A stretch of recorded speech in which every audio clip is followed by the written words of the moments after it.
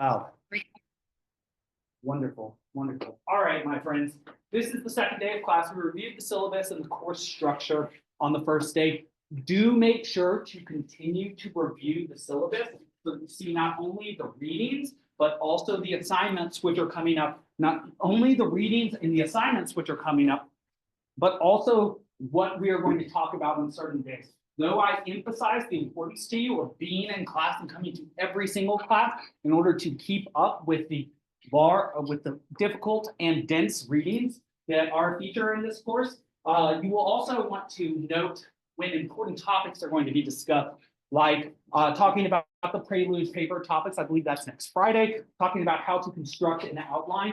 These are not sorts of lessons that you will want to miss. You will additionally want to be in class for them so that you can prepare for them and be prepared to ask questions that will then help you on your only 3 assignments in this class. Though we do have an attendance score, and it is worth your time to note that because it is 15% of your score, and though there is a sub-score within your attendance of pop quizzes, really this is a 3-grade course. So remember my exhortation, my admonition to you, which was this. Be prepared to do a heavy amount of reading and to improve your writing and to take some serious feedback to your writing during the course of this semester. If you do the reading, the heavy lifting, meet with me, write the outlines, take my feedback, which is, you'll soon see, it's not ideologically filtered or really at all. It's very much focused on skill. Things like, you didn't structure the paper right. This point doesn't help further your thesis. That sort of very to the point sort of thing. If we were to get to a point where, say, you are really outlining some philosophical system that I think is not the appropriate philosophical system to use as a lens for understanding some text, then I would say that's a really high level criticism. If we're having that sort of intellectual debate, you're probably in the higher A range. And I would reward you for being able to enter into that sort of arena. Yes? Bring it to you a week or two, give us feedback. Absolutely, great question. These are good questions. I am the sort of professor that will give you as much feedback as I can. There's an inverse relationship between how early you bring it to me and how much feedback I give to you. Sorry, there's a positive relationship between those two things. You know the difference between an inverse relationship and a positive. Something goes up, something goes down is inverse. Something goes up, something goes up. It's positive. So yeah, if say next week you come to me, you have an outline or rough draft or paragraph or just an idea you want to talk about. I love talking to you all. I love informally talking to you before class, after class. I like meeting on Zoom, but you should consider that an expectation that you are talking to me. Unless you're a perfect writer, and there are occasionally really good writers who don't need to meet with me, but it's like maybe one every couple semesters. Something I would, again, exhort you to do is never think of yourself as the one unique. Think of yourself as much closer, when you're first starting something anyway, as closer to the average. Something I'll tell you about is the vast majority of people who drive think they are good drivers. Well, we talked about percentiles earlier. What do you know about at least 50% of drivers? 49.99 if you're really a stickler. But they're below average. Are you one of those? Probably. But, are you, do you have a stunt driving certification? Maybe not. Are any of you excellent? Like, do any of you do professional driving or race driving? Those are good drivers. People who drive crazy around here and then eventually get hit by some car coming out of nowhere are the crazy drivers, right? I'm such a good driver that I've never been hit. You've probably heard that argument. Like, well, just because you haven't been hit doesn't make you a good driver. Nor does it mean that you won't be hit later on in the future. So just because something hasn't happened doesn't mean that it's not bound to happen at some point. Many people with lung cancer, I think, could attest to that fact. And that's not the only in this world. I can give you countless examples. Many people who cheat, for example, whether on relationships or on assignments. Not necessarily the first time that they do something that they get caught. But then once they are, the narrative works against them. People often investigate and figure out what has been happening and then put together the entire picture. That said, let's talk about this course and try and put together a picture of it. It has a nice alliterative title, Modernism, Metempsychosis, and Masterpiece. So rather than jump into our first work, Don Quixote, which make sure that you have bought it in Arena. Have any of you bought it or acquired this copy yet? Show of hands. It's pretty good, pretty good. Everybody who hasn't, are you intending to get it today, tomorrow? When are we getting this? Whenever Barnes & Noble says it's ready, good. And remember, all my books you can get on Amazon, you can get on Abe Books, which I recommend. You can get on thriftbooks.com. Okay, this is another thing. If you don't know where to get the book, you're dead broke, you don't want a book, don't assume that I'm going to be a stuffy English professor and be like, you must have the physical copy. Now, I'll tell you, I do believe in the physical copy, and I do believe in this translation. I do think it's really easy to just go to Barnes & Noble and get it. But I also understand that some of you have some crazy lives, and that the way that I look at things is like sort of, an established bourgeois professor is not how you look at things. At this point, I was once very like you, but now I'm different because I've continued up that hill, as it were, running up that hill. Anybody know that reference? Kate Bush, big Stranger Things. In any case, that's a old 80s song that got popular like 3 or 4 years ago when Stranger Things season 4 came. That said, if you're having trouble getting hold of the book, please let me know earlier. Please do not ask me how to acquire the book the day before an essay is due, for example, and expect me to give you an overwhelmingly positive response. Again, the farther in advance you contact me about things, the more helpful I'm going to be. And if you're starting to get into that middle zone where you're like, I think, it's like 3 weeks into the course, I still don't have Don Quixote, can I ask this person? Yes, but no. Know that you've let some time go. So don't make mistakes you know are mistakes. That's a good place to start when taking the course. And do ask me questions in order to outline for yourself or to adumbrate for yourself what a mistake would actually be. Okay, so please do acquire the book, acquire it as quickly as possible. I intend to today, this is not something I will do for all of the books. We have 6 of them. But there is an online resource which has a slightly different translation of Don Quixote, which is pretty good and has lots of pictures that I will include on the Moodle. Now, it's a little bit different from this one, and I don't want you to get in the habit of relying on an online source like this, and certain books do not have good online translations, though there are online translations available. Goethe's Faust, our second text of the class, I would put in that category. You could find something in English. It's not necessarily going to be very good, so you might want to save yourself the frustration and pay the $7, $8, $9 for the text. And again, if any of these texts have all of a sudden become rare and are costing a lot of money, please do let me know. It may be the case also that you're looking at some collectible on Amazon that's like $60, whereas if you were to go to Abe Books, you might find a nice, good used copy for like $6.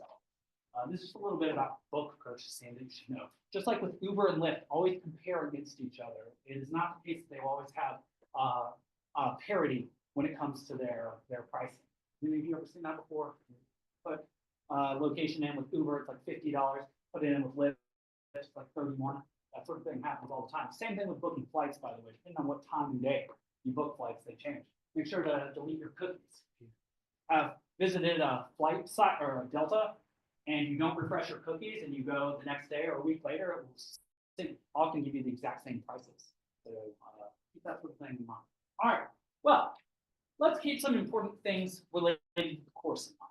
Definitions of modernity. So first and foremost, I need to dissuade you from the use of modern, which we usually do, which comes from the Latin word modus.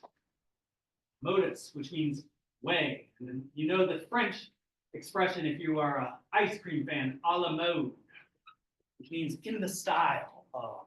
So modus, modern, means it's like the way things are, or the way things go. But modernism does not mean contemporary. Cum temporare, or tempus in Latin, with, and tempora, time.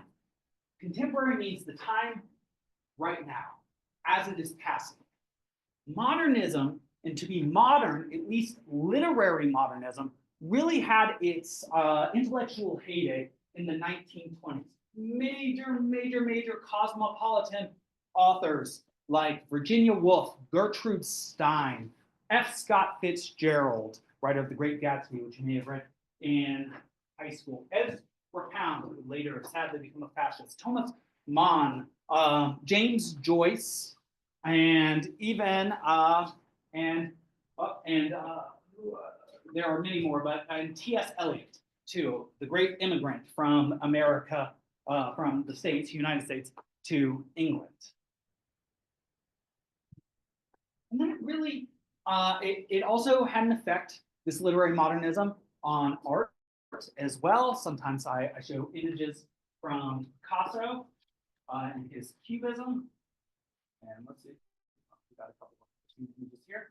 We'll explain those a little bit too, but something about modernism is that it came to flourish right on the heels of World War I, which was 1914 to 1918 or so, which was the biggest, most deadly war involving the most places that ever happened in the history of humanity.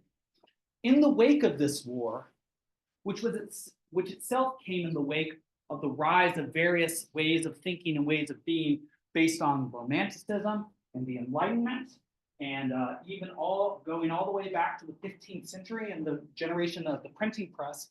This was a world in which the place of traditional forms, traditional customs, traditional ways of life were passing away. What do I mean? Traditional ways of approaching religion, for example, had passed away by the beginning of the 20th century.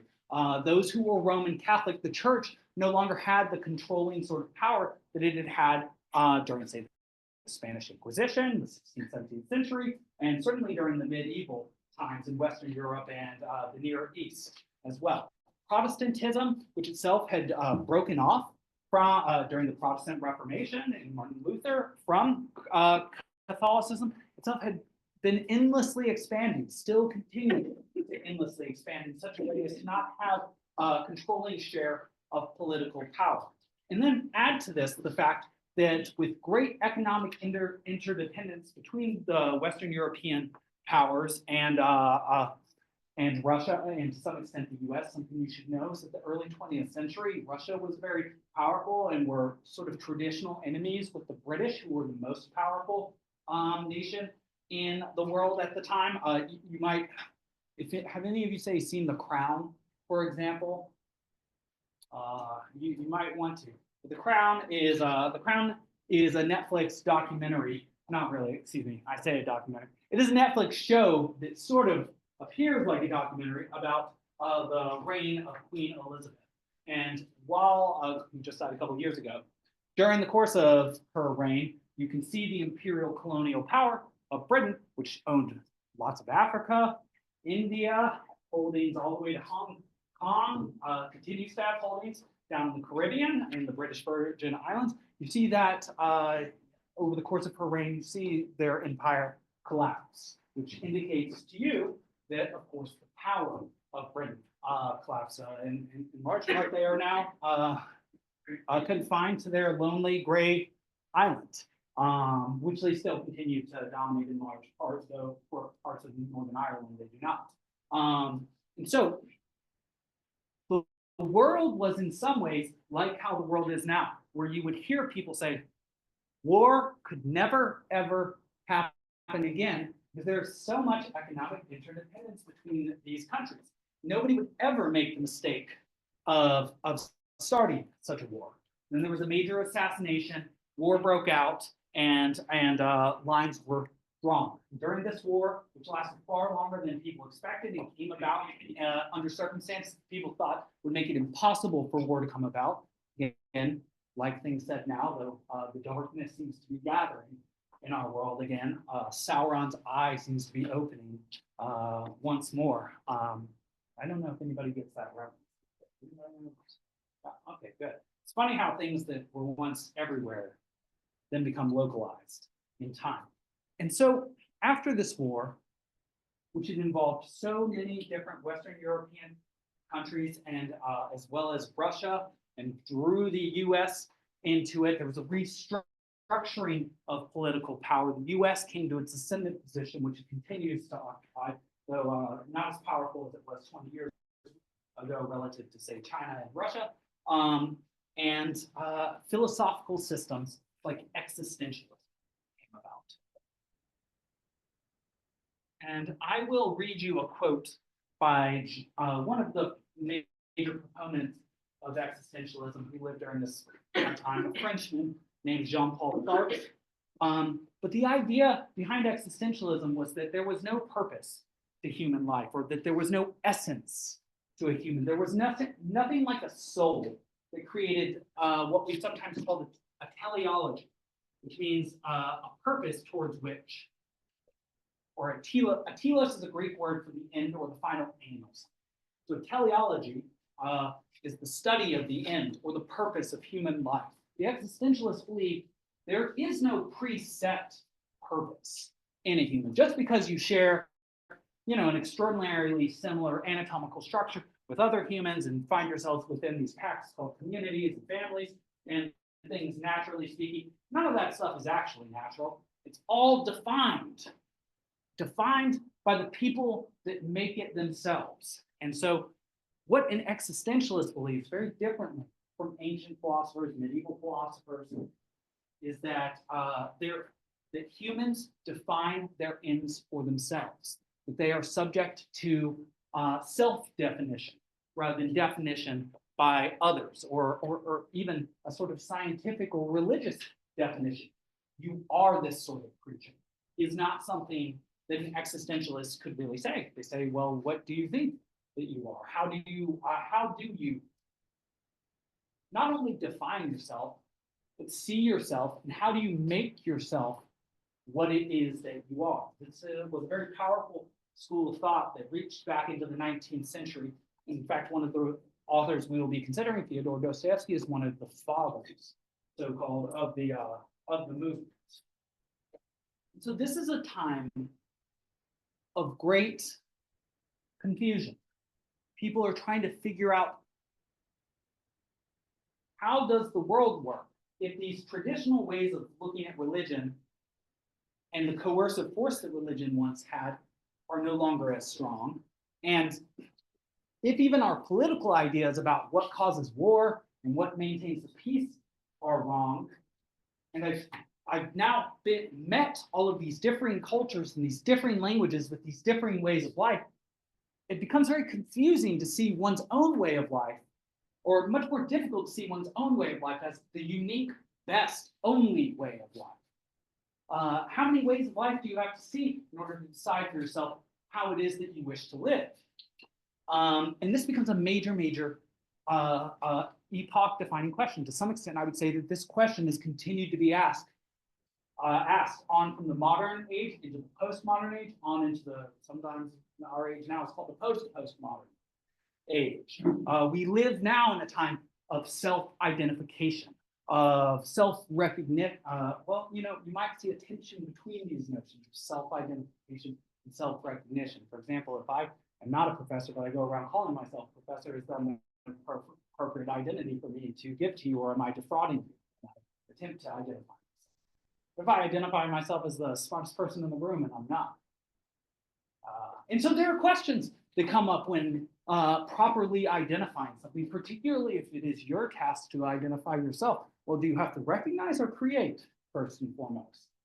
And is there something you must recognize in order to create or to define yourself as you are? These are questions that continue to be asked, particularly now that people don't just take on, say, the traditional profession of their parent, though that does still happen quite a bit, by the way, and even in sort of elite professions like being a judge, doctors, often runs in the family, as it were. And there are probably reasons for this. In any case, this is a time of fractionation, a time when a holistic way of looking at the world shatters and turns into a way admitting of many perspectives. I am to look very quickly at our course image, which here's a small correction. The artist here that I call Vladimir Kandinsky, he's Russian, I don't speak Russian, don't read Russian, it has a different orthography. So I have learned two languages that do have different orthographies, Arabic and ancient Greek. His name starts with a W in our own Latinic script, but it makes a V sound, a V sound, just like with any of you know another language very famous for their W's making a V sound, contemporary language.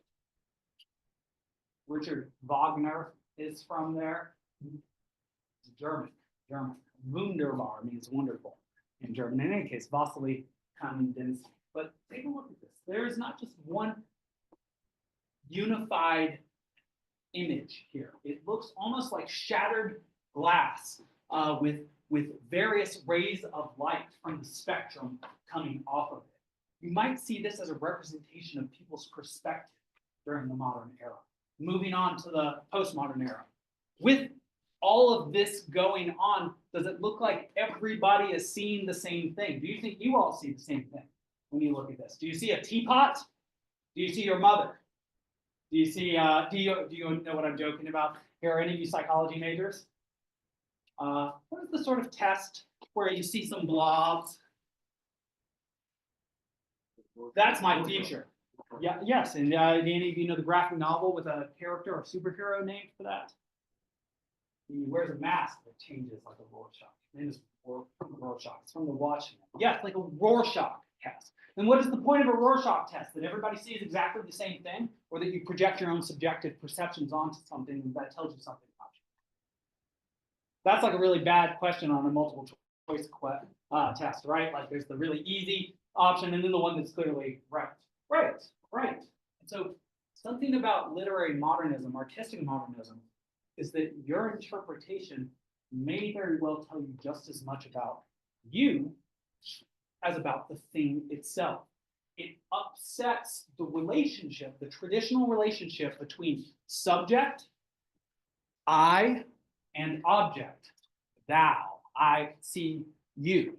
I, subject, see, this becomes the part of the predicate, this thing. But when I articulate to you what it is that I see, I may very well be telling you just as much, like I said, about how I see as what is actually there to be seen. This is a major part of modern. Let me see if I can say a little more about this. Let's look at some definitions of modernity. Pete Beebe, some of these names, I've never met these guys, so I don't know whether I'm getting their names totally right. And you should never be embarrassed for mispronouncing a word that you've read, because obviously you've read it. Most people don't read. So if somebody tries to correct you and say, oh, that was rather dumb, you're like, well, I'm reading. And isn't it a good thing that I'm trying to understand this? Though in general, pronunciations do cause embarrassment. Peter Vierek, the revolt against the revolt. That's the definition of modernism. Against the revolt. What is the substance of such a way of thinking? Matthew Arnold, an intellectual deliverance is the peculiar demand of those ages which are called modern. Intellectual deliverance, as if we are trapped, constrained, imprisoned by certain ways of thinking. Modernism seems to be something, some sort of tool, an intellectual tool to free you from the grips of traditional forms of thought. Okay, longer definition. These definitions too are appropriately cited in MLA. I highly recommend that you make a document with them. It will make writing much easier when you need to use a definition. Find the one that is most useful to you, that you resonate with. These are all a little bit different. Something about literary definitions that is frustrating to students, that they are not necessarily like dictionary definitions. So what do I mean when I say that? Dictionary definitions, you might have 5 definitions of a word. Have you ever noticed that sometimes definitions contradict each other? Like you might say, this is a white thing, and then 2, obsolete, this is a black thing. I'll give you an example. The word decimate. Who can tell me what the word decimate? Who has an idea of how it's often used? Yes? To destroy. To destroy entirely, right? Decimation is a Roman act, is an act from Roman armies, where when there was an attempt at overthrowing the command, 10% of the legion that committed this act would then be decimated, would then be killed. Like decade, decim, 10, to reduce by 10%. To reduce by 1/10 is what decimation means. And yet now, how do we use it?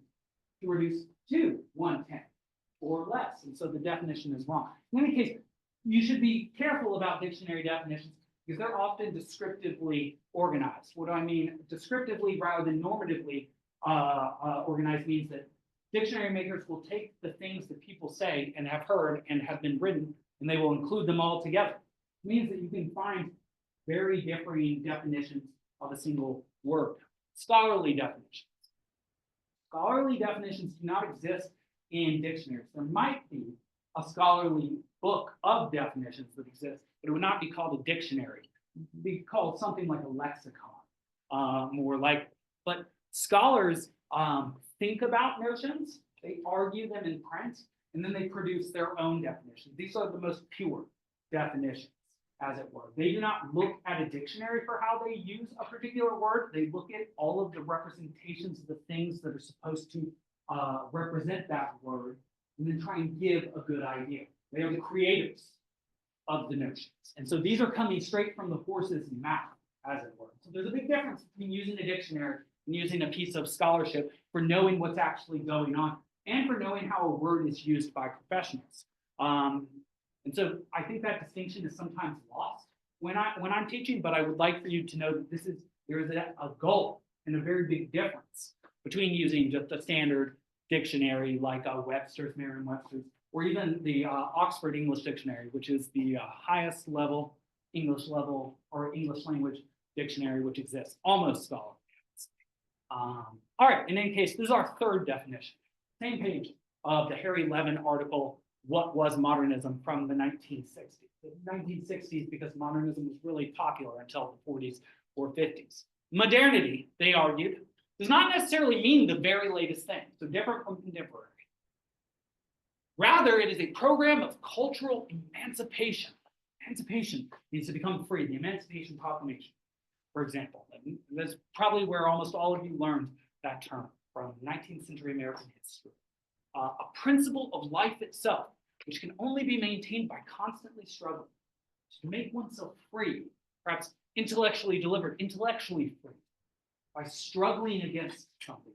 What is it you're struggling against? Traditional norms, like customs and ways of being, traditional ways of thinking, traditional systems of thought, idealism or Christian rationalism or capitalism, socialism for that case, depending on which axe you have to grind. In any case, the struggle of the moment was against such reactionaries as G.K. Chesterton, English poet, and such derivatives as Galsworthy. The long-range conflict, would meet those forces, which, recognizing the challenge of modernism, damn it as heresy every sphere.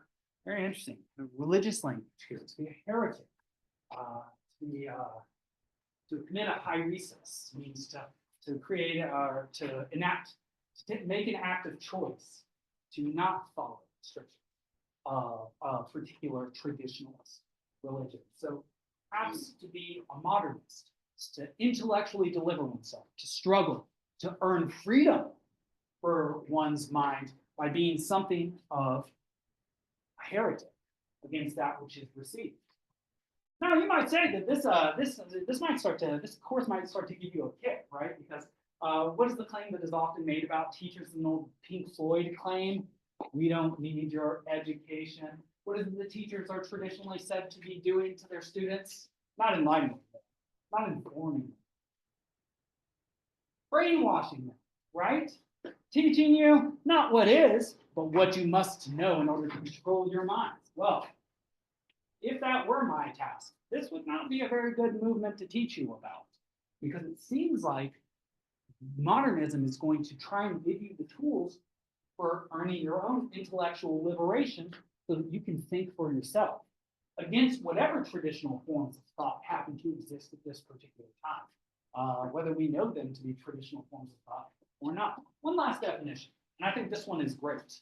And I expect many of you will use some part of this definition in your essays when you wish to use a definition of modernism that supports your thesis. This comes from Maurice Beebe. It might be Beebe.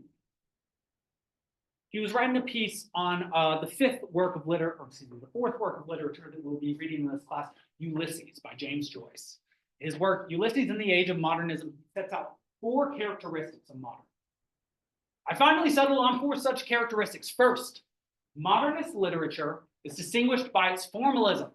It insists on the importance of structure and design, the aesthetic autonomy, that means the artistic autonomy, and independent whatness of the work of art, almost to that degree summarized by the famous dictum that a poem should not mean, but be. That's very famous quote.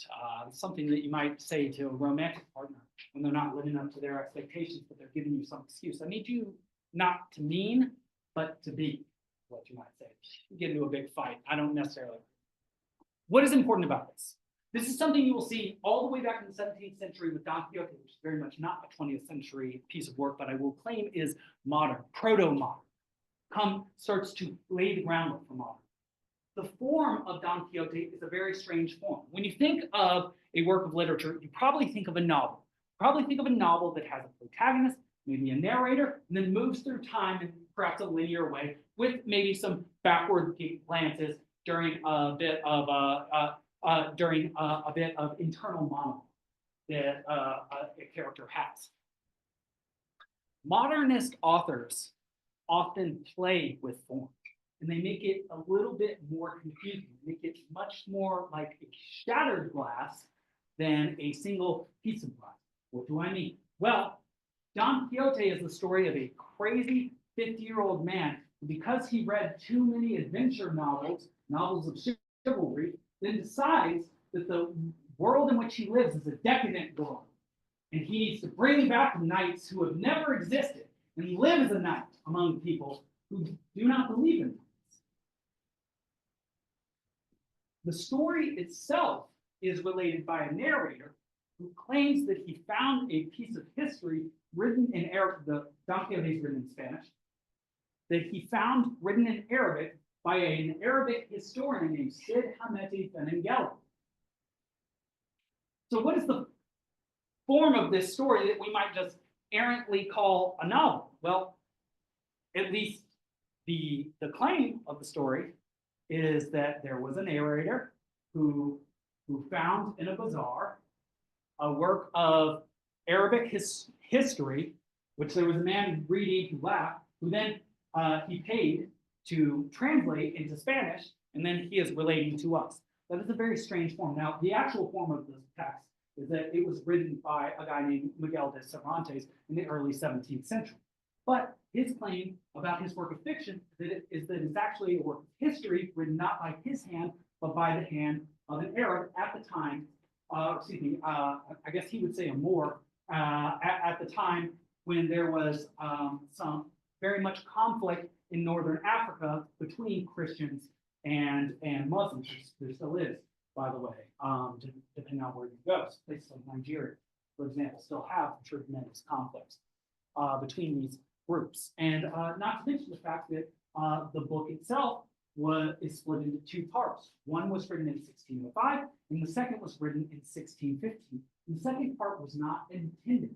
There was not supposed to be a sequel or second part to the first part of Don Quixote, but Cervantes did not become as famous as he wanted to after the first work, and another man whose pseudonym, that means his writer's name, his nom de plume, his false name is what pseudonym literally means in Greek, named Avellaneda, took Don Quixote and wrote a second part, wrote a story about a character created by Cervantes. Cervantes was so upset and enraged by this that he wrote the second part. He wrote his own second part of Don Quixote, called Avellaneda spurious multiple times, took characters from Avellaneda's work, put them in his own work, and then kills Don Quixote at the end. Spoiler. Sorry, it's going to be sad, but you all know that everybody dies, right? And characters too. So, spoiler for everything, as it were. In any case, the form of the text is part of the experience of the text.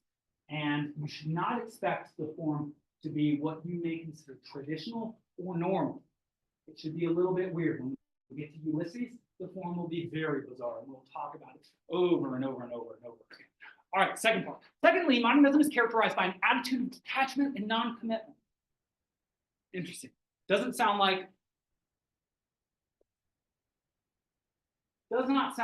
a modernist is going to have an overly canonical way of looking at things, but rather be more of a questioning way, which I would put under the general heading of irony, in the sense of that term is used by the new critics. This is a subtle. Modernists do not take, any way I put this, it's not going to be put right. It's a very modernist point in some ways, maybe a very chiaroscuro point in that way. It is hard to take a modernist at his word. It is unclear when the modernist is being truthful and being false, speaking in his own voice or speaking in another voice. Do not necessarily trust the protagonists or the narrators or what you think is happening in a text. It may just be a limited part of the text. It may be, you may have heard of the convention of the unreliable narrator. It may be the case that the perspective that you are seeing the world of the text through is itself erroneous, errant, skewed, off, and that which you have come to think is real, even in an imaginary space, is not what you expected it to be. Keep that in mind. This is a disconcerting aspect of modernism. It is supposed to be disconcerting. It's supposed to take your certainty away from you, rather than to give you certainty. It is the opposite of a system of faith in some ways, because of that. Third, modernist literature makes use of myth, not in the way myth was used earlier as a discipline for belief or subject for interpretation, but as an arbitrary means of ordering art. That is a very powerful depotentiation of myth. And myth, what's included in that word is religion as well.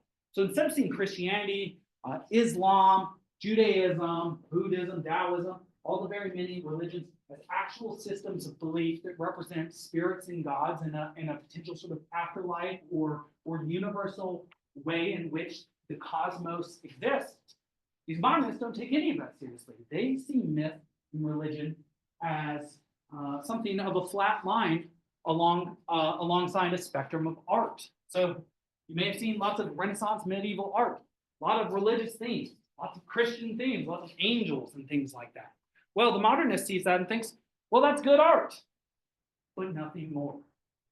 That religion and myths, so Zeus, God, Gabriel, Mary, all really interesting stories, make really good characters and parts of art, but is there a greater value to myth and religion?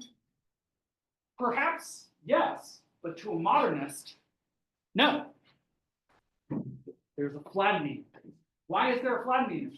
Well, if you don't know what the value of things are, then how can you know what is worth more than something else? And you can see sort of parts of the problems of postmodernism and evaluation. Well, it's like, yeah, and there's a question that we'll see in Notes from Underground. You know, what is the difference between saving someone's life and just picking my teeth? You know, would you save somebody from drowning or just pick your teeth? You probably think that's awful. You know, you should jump in the water and save somebody, attempt to save them. I mean, if you can't swim that well, they might drown. But this is the sort of question that comes. If we're going to take seriously a reevaluation of how things are, then what is the difference between picking your teeth, saving someone from drowning? What makes the one action noble, heroic, good? What makes the other one petty, small, and perhaps uncivil if you're in public company? And finally, fourth, I would date the age of modernism from the time of the Impressionists. The Impressionists came around the 1860s, 19th century, although modernism is the 20th century. I will make the argument that modernism, in fact, has its beginnings in the 17th century, and moving it forward 160 years or so with Don Quixote. But something you should know about Impressionism, Van Gogh, for example, is that the brush strokes, and I'm not a great visual artist, that create Impressionism. Perhaps you've seen, I have as the background on my computer at home. It's not a computer, it's a Mac. It's called something like Lady with a Hat. It's this early 20th century woman with a long neck, which was considered sort of rough back then, neck. Necking is a way of describing making out, an old way of saying that. And she's got this really great hat on. She's kind of looking arrogantly over her shoulder at me. And there are lots of light pastel colors, pinks, blues, greens. And the brush strokes are more like pressing rather than stroking. And so sometimes when you come close to an Impressionist painting, it starts to lose its form. It's easier sometimes to see them from afar. A very rude way to describe somebody, a person who appears, this is from when I was your age, who appears attractive from afar, but unattractive from close, is to call them a Van Gogh. Not nice. But you know how young people speak. I mean, you want to describe what it is you see. You want to describe the phenomenon, and you often find very creative ways of doing it. Because I didn't come up with that expression. But in any case, modernists are, I would date the age of modernism from the time of the Impressionists, because I think that there's a clear line of development from Impressionism to reflexivism. Reflexive verbs. Are any of you grammarians, any of you great linguists, do you know any of you know what a reflexive verb is? A reflexive verb is a verb where you commit an act on yourself. So ducharse in Spanish, it's to wash, annoyarse, to become bored with yourself. Or ducharse, I think, is to shower, lavarse, but it is to do something to yourself. Again, to mix subject and object. I touch myself. I am both subject and object in that expression. And so to be reflexive is to focus on whom? Yourself, right? So the artist is looking not only at the world, but at himself, herself, their self, itself, as artists, and what artists and what art is. And so, like I said with the Rorschach, they are including in their art not only what they see and what is, but also what they think about themselves and art and what comes from within themselves. There is a turning inward in a way in order to bring something from within out or into the world. And often it is not ordered, but far more chaotic. This will make so much more sense by the end of these books that you're reading with me. You're gonna be like, these books are very chaotic. They're not ordered at all. The suit lied to us, Mr. Schmidt. I'm like, don't listen to the suit. Look at the cap. See the cap that I wear. You don't understand it. That's why we use the expression cap. In any case, modernist art turns back upon itself, like an Ouroboros, which is a snake eating its own tail, making a circle. It was largely concerned with its own creation and composition. The Impressionists' insistence that the viewer is more important than the subject viewed, which is actually the object, it's confusing language, leads ultimately to the solipsistic worlds within worlds of modernist art and literature. Solipsism is a word you should know. Not because I think you know it now, but because it is a very useful word. Do any of you know what solipsism is? It is the philosophical position of thinking that you are sole or solus. You might know what soul, S-O-L-E, not S-O-U-L, means. To be sole inheritor of your family's wealth, for example. Only, yes, solipsism is to think that you are the only thing that is real in the entire world. Drops. It's actually a mark. Redefinition, always happening around you. Right. It is itself sort of an extreme form of narcissism. Narcissism is to think that only you are what? Important, matter, right? The story of Narcissus is that there was a man so beautiful that he stared into a puddle of water and was so beautiful that either he starved because he never moved, or because he dove in order to try and save it. And destroyed not only the reflection, but also himself. So that's what being a narcissist is. So to be solipsistic, get caught up in your own head. and to think that only that which is in your own head is of importance. We see this subjective turn in our own culture too, to the to this extent, especially as a teacher who takes like sort of absence excuses nowadays. The sort of range has expanded, exploded in terms of what we consider illness, for example, right? Because is illness simply physical these days?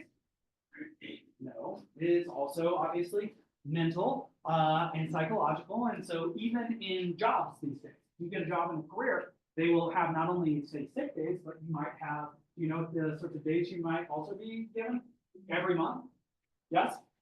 Mental health days, right? And so this way of thinking has had a huge effect on our culture. And that is something we are going to continue to explore because as will happen every single class this semester, I've run out of time during my third slide, and I'm very much looking forward to finishing this lecture. Do review the slides in case I don't touch on them. There are important things on each one of these slides. But know that on Friday, we are starting the true work of the course. We are getting into Don Quixote. Also, remember my exhortation, my warning.